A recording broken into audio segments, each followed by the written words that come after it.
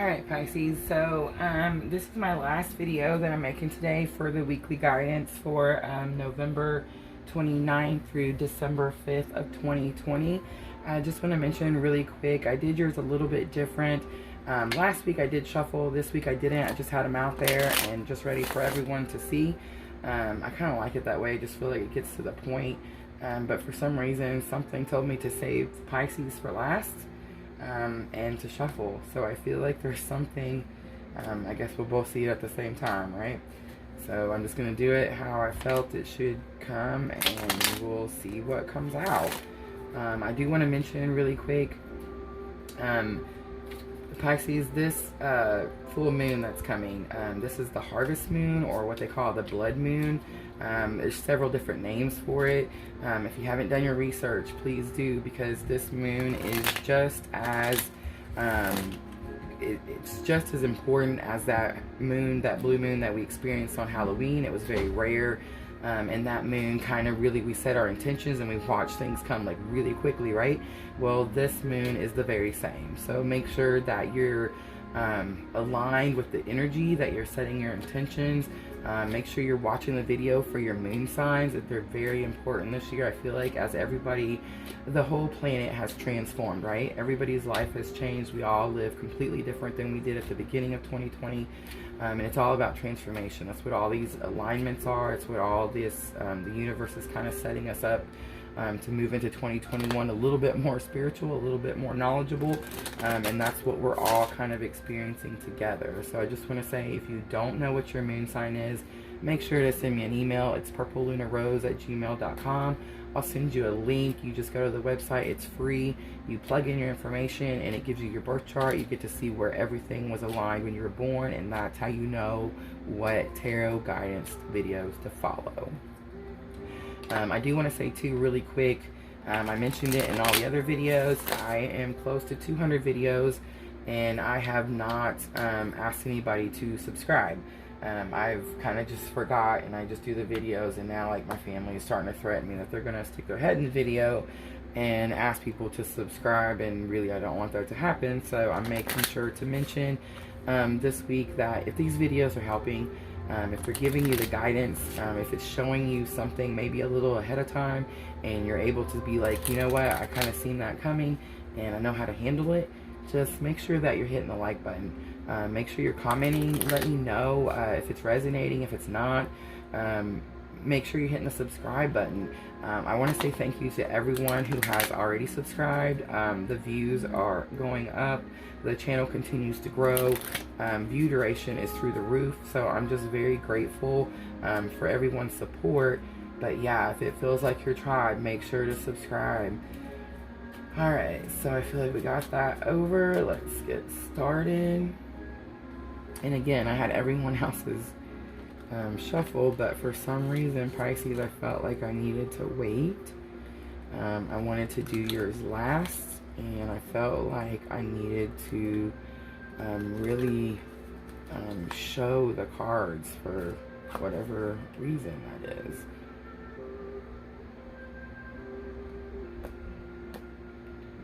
Alright, let's get started. I'm not surprised this card flips out. It's come out almost every reading. It is the Ten of Wands. A challenge or obstacle that you might face this week, you got the Page of Swords. A lesson that you've already learned that can help you with that challenge or obstacle, you got the Emperor.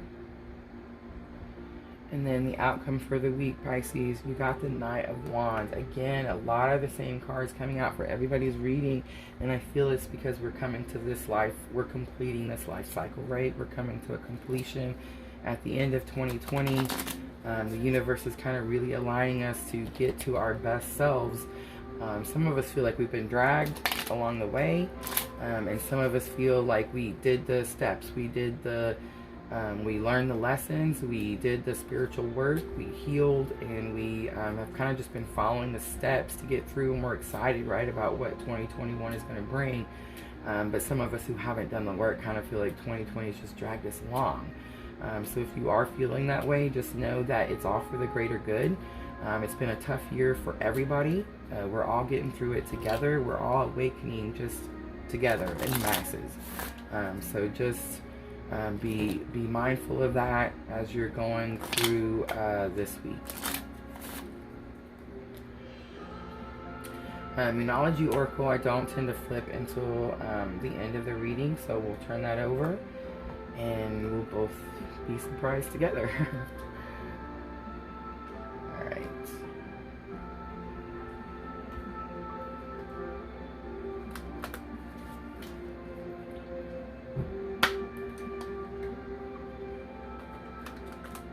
Alright, Pisces, let's see what this guidance with this week is about.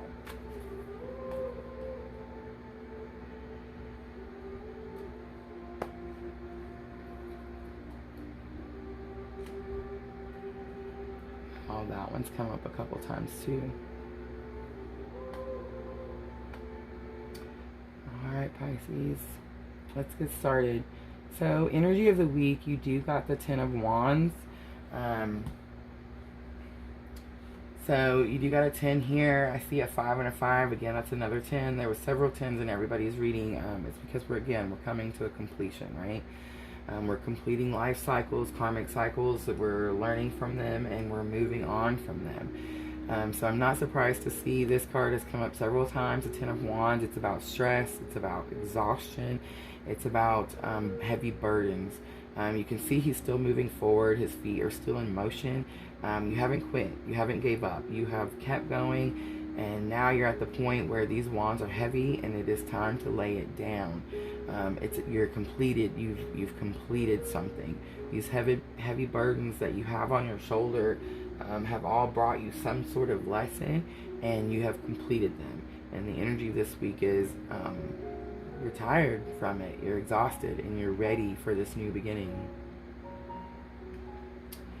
And then a challenge or obstacle that you might face, you did get the Page of Swords. So the Page of Swords, to me, I do want to say I noticed right away it's a very red-faced person. But the Page of Swords is supposed to be all about like being able to reflect back. Being able to like look back and learn on the lessons, the things you've experienced. So I feel with this being a page too, I want to mention pages, or sometimes people can see them as like it's young, it's immature. So this could be something that's not fully grown to its full potential.